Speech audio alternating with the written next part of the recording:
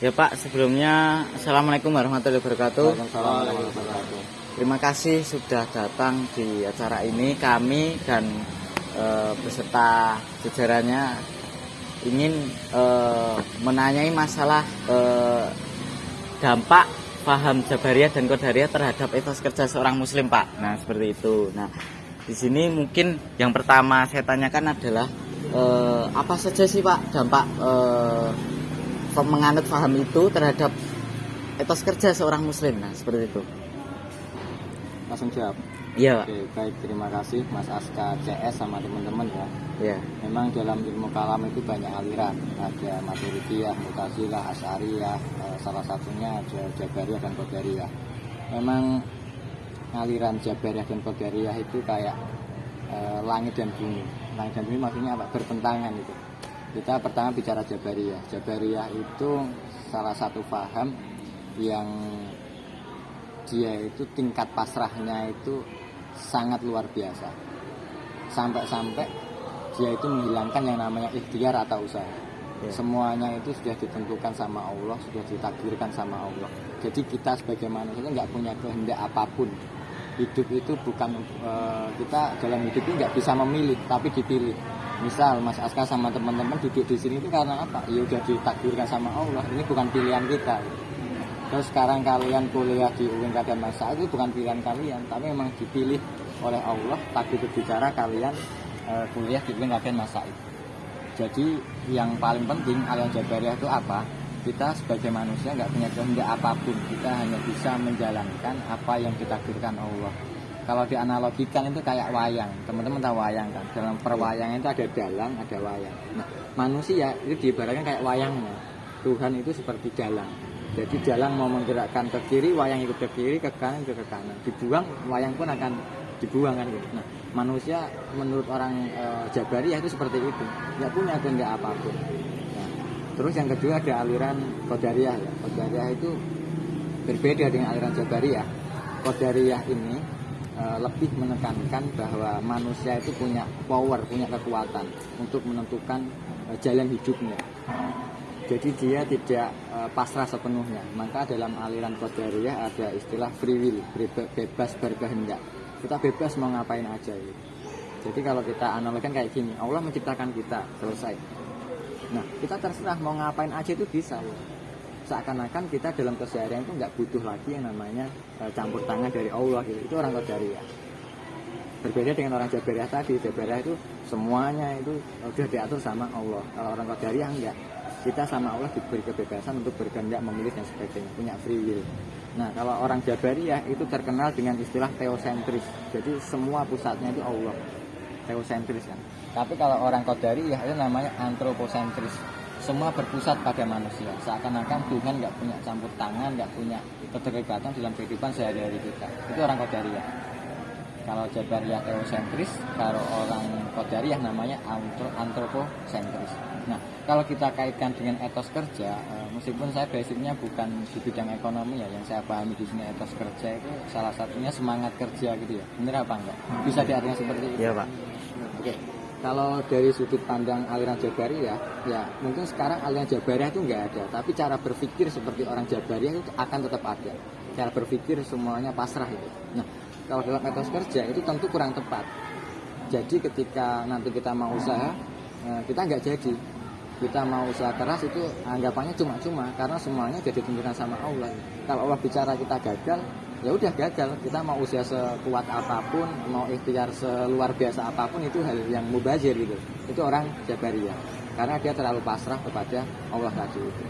Nah, di sini saya ingin menyampaikan pasrah itu oke, tapi pasrah itu harus dilakukan pada suatu tindakan atau suatu momen yang tepat. Misal kita sudah melakukan usaha dalam bekerja lah katakan, kita boleh baru pasrah, nanti hasilnya kita serahkan sama Allah.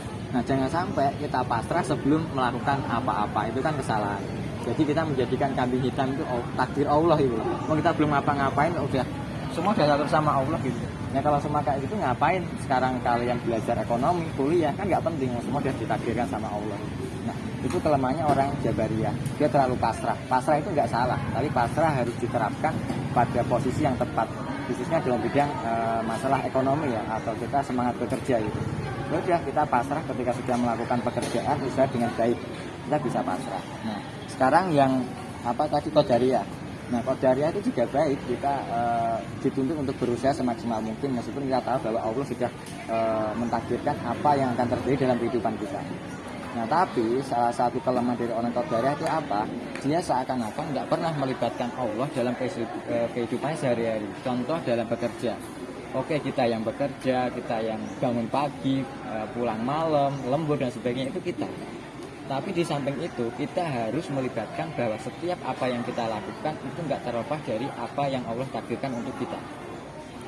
Jadi kalau nanti kita nggak melibatkan Allah dalam setiap aktivitas kita, salah satunya dalam bekerja, semangat bekerja, itu jatuhnya apa? Kita sombong. Seakan-akan kita nggak butuh Allah gitu.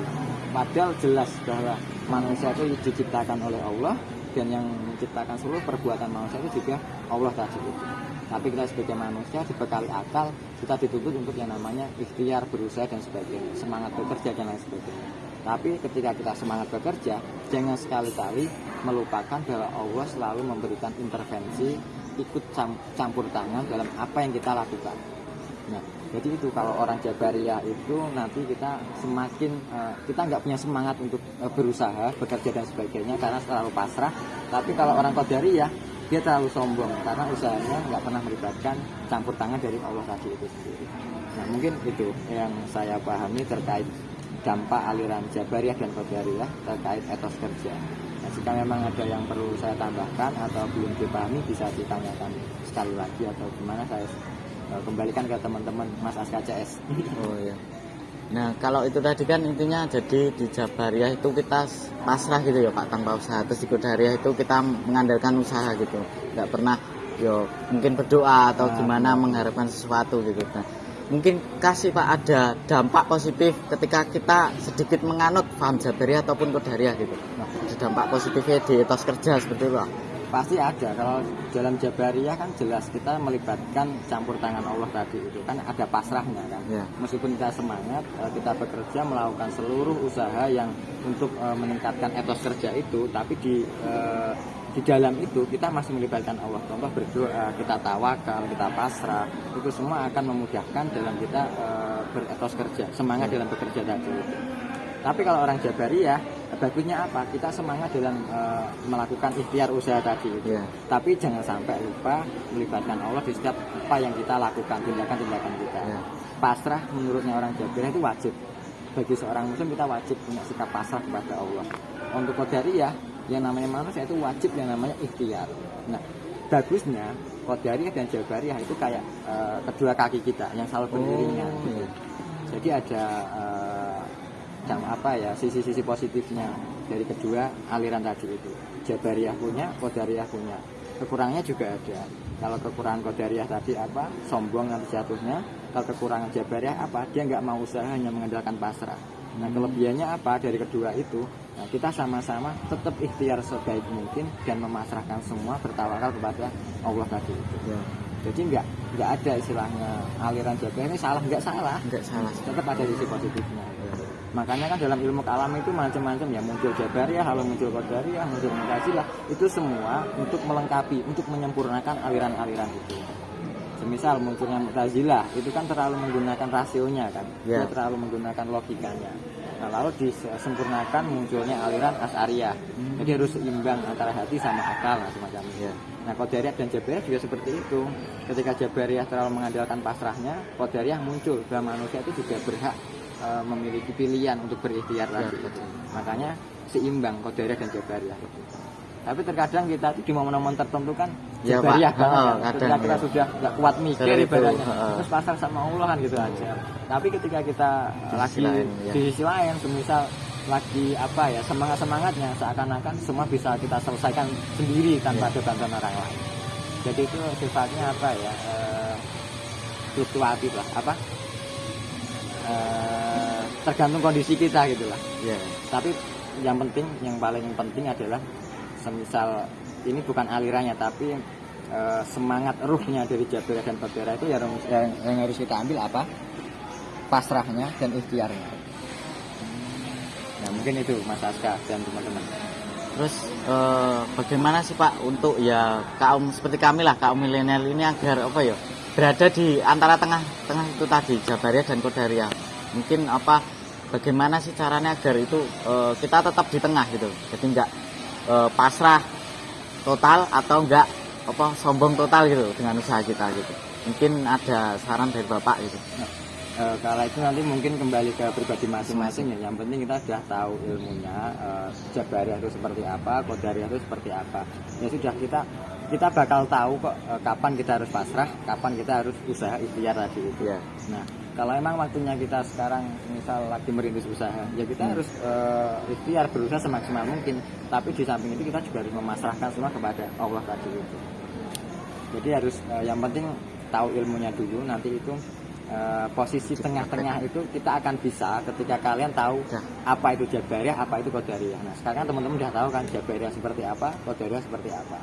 Nah, kalian nggak akan berada di posisi netral ketika kalian nggak tahu apa itu Jabariyah, apa itu Qadariyah. Nah, itu nanti akan secara otomatis kalian akan bisa bertindak secara netral, nggak terlalu Jabariyah, nggak terlalu Qadariyah. Secara intinya tadi ketika kita udah mengetahui ilmunya, maka jalan tengah atau titik tengahnya itu kita ketahui setelah mungkin kita praktekkan ya Pak, misal buka usaha apa jualan apa gitulah. Baik Pak, mungkin itu saja sih. Terima kasih dari kelompok kami, dan mungkin jika saya mungkin ada salah atau gimana saya mohon maaf ya Pak.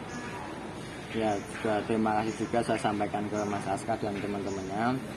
Apa yang saya sampaikan tadi mungkin terlalu subjektif. Mungkin kalian juga akan memperoleh jawaban yang berbeda dari orang yang kalian tanya, orang lain.